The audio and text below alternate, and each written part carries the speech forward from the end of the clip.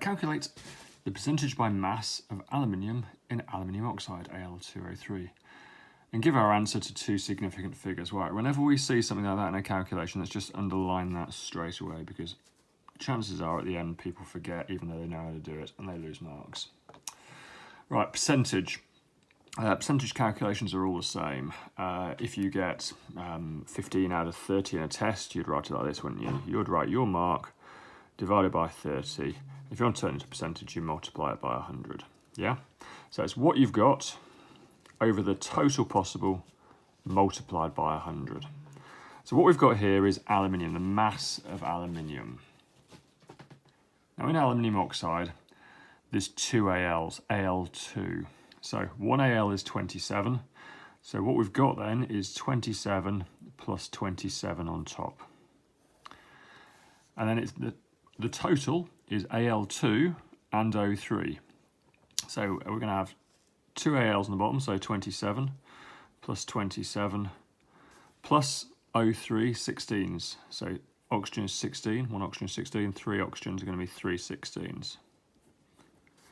Multiply by 100. So it's what we've got over the total multiplied by 100. That's how we do every single percentage calculation.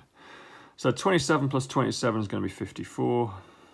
On the bottom now, 27 plus 27, 54, 16 plus 16 plus 16, so that's 30, 6 is 18, 48. So 54 and 48 on the bottom, so that's going to equal up to 102 if my mental maths is correct.